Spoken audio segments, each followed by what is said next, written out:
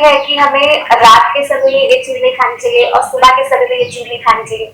ऐसा हम मानते हैं, मैं भी मानता था। रात को मूली नहीं खाता था और बहुत सारे विरुद्ध आहार भी। लेकिन जब से 33 सालों से मुझे इस सही बात का पता चला, तब ऐसा कुछ नहीं रहा, कुछ बन नहीं बचा।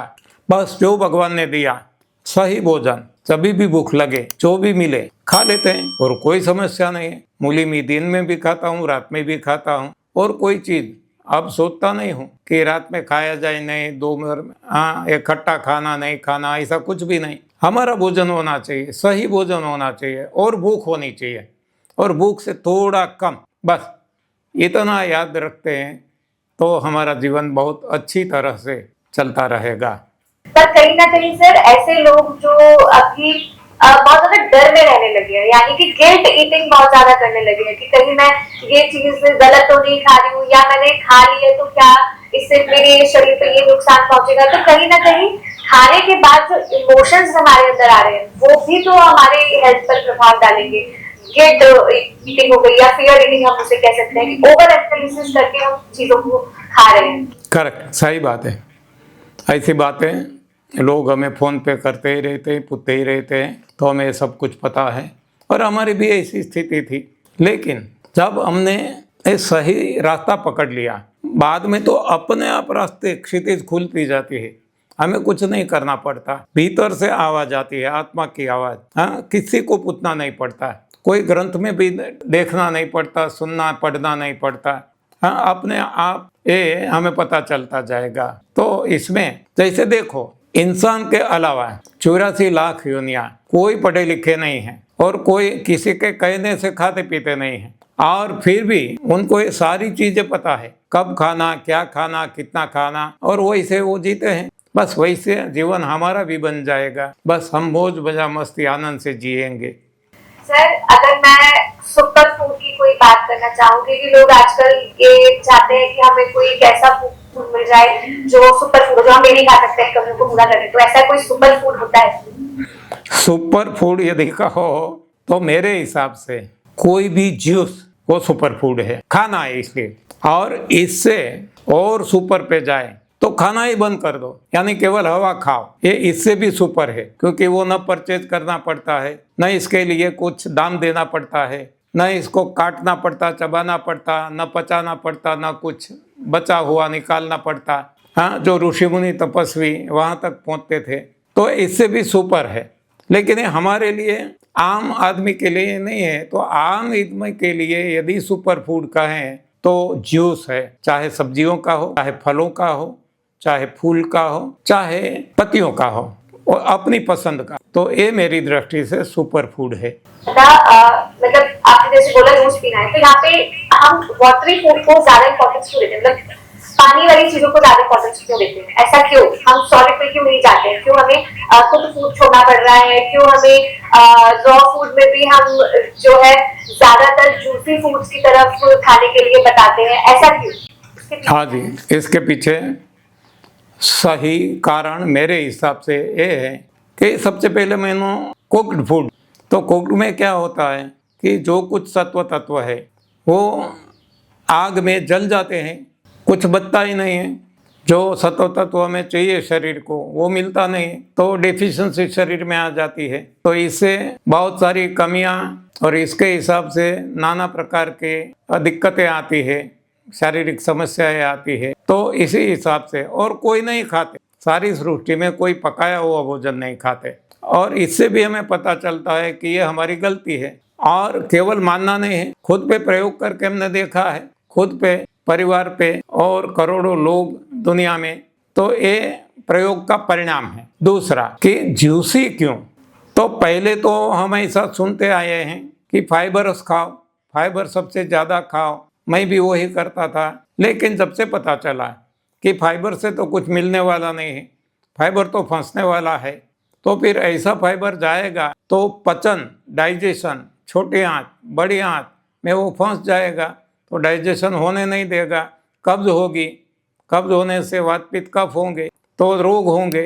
तो ये फाइबर भी रोगों का कारण बन जाता है। तो आज जो मैं खाता हूँ कई सालों से, वो चबा चबा चबा कर जूस अंदर जाने देता हूँ, और जो बचता है इसको बाहर कर देता हूँ। यानी नो फाइबर नो फायर, हाँ आग पे चढ़ा हुआ भी नहीं और फाइबर वाला भी नहीं। तो ऐसा हाँ जैसे जैसे मेरी समझ आगे बढ़ती गई और मैं खुद पे प्रयोग करता जा रहा हूँ, आज का मेरा खाना ऐसा है। और इससे मुझे पता चला कि ये जो डाइजेशन सिस्टम हमारी है इसमें लोडिंग कम पड़ता है, क्योंकि यहाँ से जो डाला इसको पीछे से निकालना ही पड़ेगा। इतनी लंबी जर्नी हाँ ये हाँ क्यों अननेसेसरी करवाए, हाँ तो पहले से ही निकाल दे। और जो एनिमल से जुड़े हैं, क्योंकि मैं किसान हूँ, मैं जुड़ा हूँ, मुझे पता है कि गाय भैंस ऐसे वो जब चबाते हैं चबाते चबाते चबाते बत्ता है बाहर कर देते हैं, तो इसके पीछे भी कोई लॉजिक है उनका। हाँ वैसा हमने भी प्रयोग करके देखा तो हम फ्रेश ज़्यादा रहते हैं, हाँ एकदम हल्का फुल्का फील करते हैं। तो ये कारण है। सर क्या खाने से हमारे हेयर फॉल की जो प्रॉब्लम है वो भी रुक सकती है? क्योंकि ये समस्या मुझे लगता है आज के समय पर फीमेल्स भी बहुत फेस करती हैं और मेल्स भी बहुत फेस करते हैं। तो क्या कोई ऐसा फूड है, कोई ऐसा फल है जिससे हेयर फॉल की समस्या रुक सकती है? ऐसे बहुत सारे केसेस हमने आज तक देखे हैं। अभी अभी लास्ट हम महाराष्ट्र गए थे, तो वहाँ एक बंदा वो बताते थे कि ऐसे इतने हेयरफॉल होते थे, इतने हेयरफॉल, एनडीएस फॉलो किया, अपने आप हेयरफॉल बंद हो गया। कुछ नहीं इसके लिए नहीं किया था, उनको पता भी नहीं था, लेकिन उन्होंने वीडियो भी डाली है। तो ऐसे बहुत सारे लोग हैं। न्यू जर्सी में भी एक लेडी है, जब एनडीएस फॉलो किया तो ये सारे हेयर निकल गए, बाल निकल गए। वो रोती रहती थी, लेकिन बाद में जो बाल आए एकदम लंबे, काले, घने, स्मूथ, वो बाद में इसको ही प्रोजेक्ट करती थी। जब भी हाँ वीडियो पे इसमें रखे तो बाल आगे लेकर इसको प्रोजेक्ट करने लगे। तो ऐसा हमने देखा है, अनुभव। लेकिन इसके लिए कोई खास फूड नहीं है, कोई सप्लीमेंट नहीं है, बस यही है सफाई सफाई सफाई। सफाई हो जाने से अपने आप अब शरीर जो नॉर्मल फंक्शन है करने लगेगा। और जैसे उम्र बढ़ती जाती है तो अपने आप आगे का नंबर जो है कम होने लग जाता है, तो चश्मा हटाने के लिए क्या हमारे पास उपाय है? हमने देखा है ये 33 सालों में, मेरा खुद का अनुभव है। मैं जब पढ़ता था मुझे भी चश्मे लग गए थे, लेकिन आज नहीं है, जरूरत नहीं पड़ती। और ऐसे बहुत सारे इंसान हैं सारी दुनिया में, वो खुद कहते हैं कि उनके चश्मे हट गए, तो ये हट जाता है क्योंकि सफाई हो गई। तो इसी तरीके से ये चश्मे हट जाते हैं। बाकी जो ओवरलोडिंग हमने बताया, आँख को भी हम ओवरलोडिंग करेंगे तो इस पे भी इफेक्ट तो पड़ेगी। तो इसमें इसको रेस्ट देना, हाँ जब कंप्यूटर पे लैपटॉप पे काम करते हैं तो कुछ समय के बाद आँखों को हाँ जरा इसे हटा के हाँ गोल गोल क्लॉकवाइज एंटी क्लॉकवाइज ऐसा घुमा लो, ऊपर नीचे कर लो, राइट लेफ्ट ऐसा घुमा लो, तो ऐसा थोड़ा एक्सरसाइज मिल जाएगी।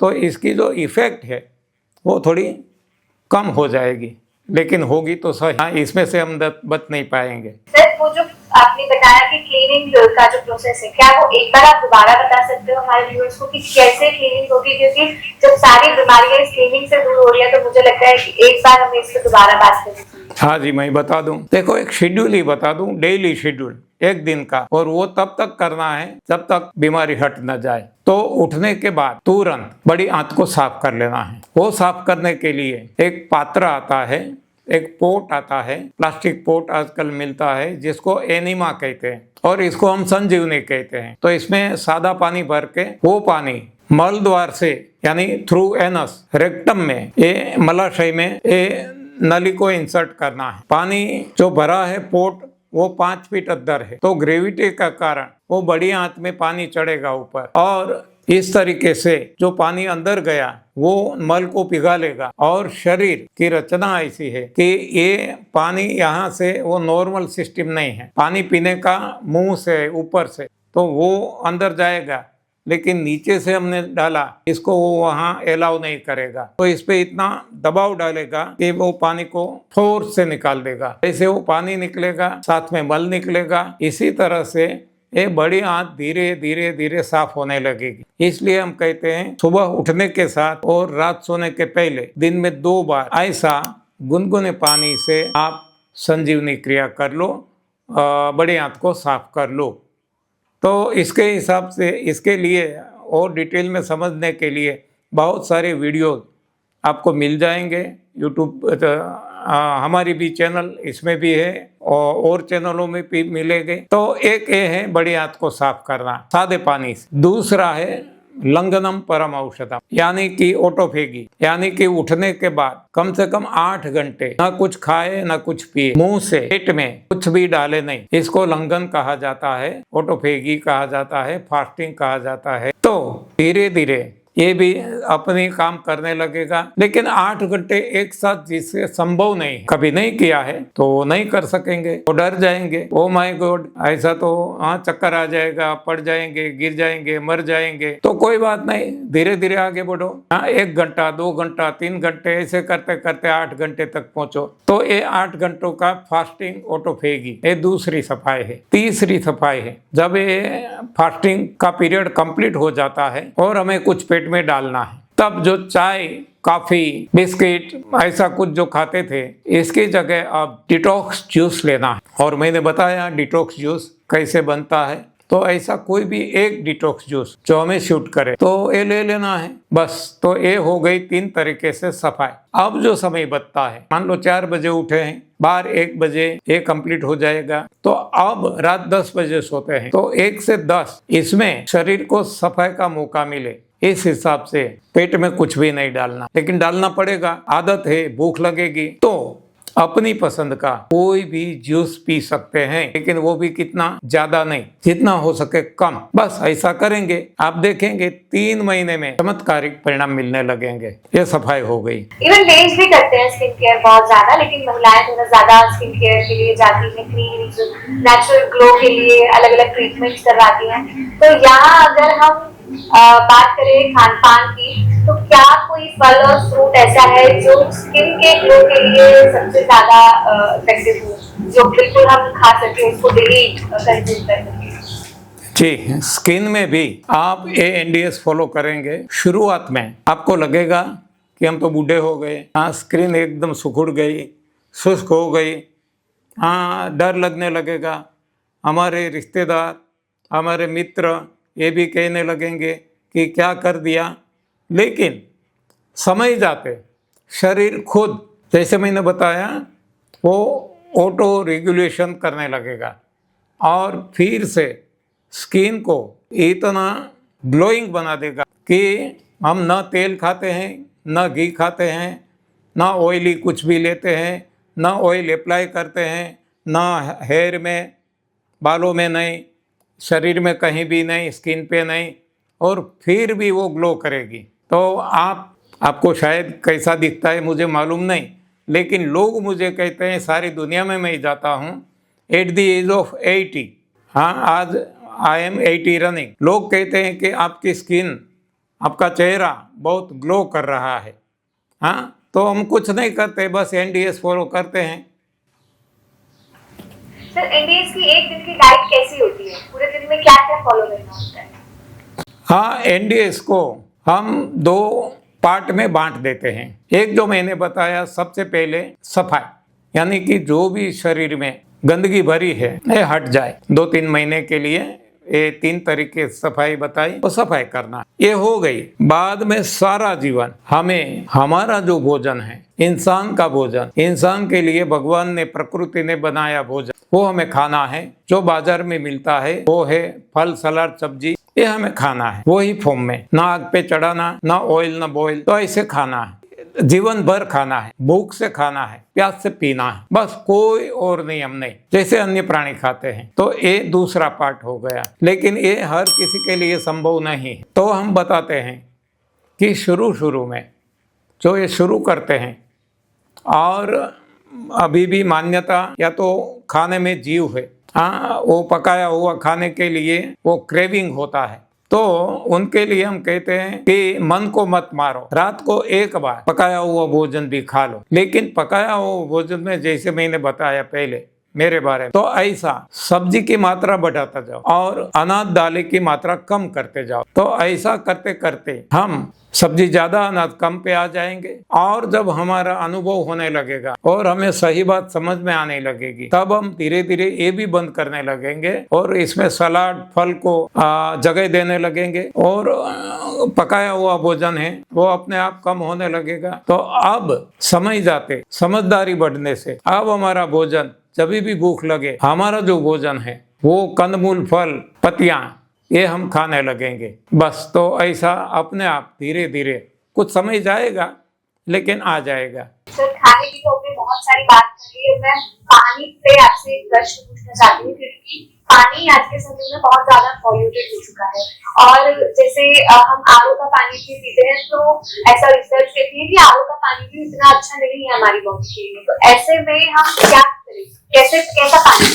हाँ जी, तो जैसे मैंने आपको बताया खाने के बारे में, प्रकृति ने जो दिया वो हमें खाना है, उसी तरह पानी जो प्रकृति ने दिया वो हमें पीना है। मतलब बारिश का पानी। हम हमारे घर पे ऐसी व्यवस्था हमने बनाई है कि जब अच्छी तरह से बारिश आने लगती है, शुरुआत की बारिश जाने देते हैं, वो आषाढ़ का महीना है, तो उसी वक्त हम टेरेस को साफ करके और वो पानी पूरा हमारे बैरल में भर लेते हैं। हमने 8-10 बैरल रखे हैं, कोई 500 लीटर, कोई 1000 लीटर, कोई 200-500 लीटर ऐसे। तो ये सारा पानी सारी साल चलता है, बस वही पानी हम पीते हैं।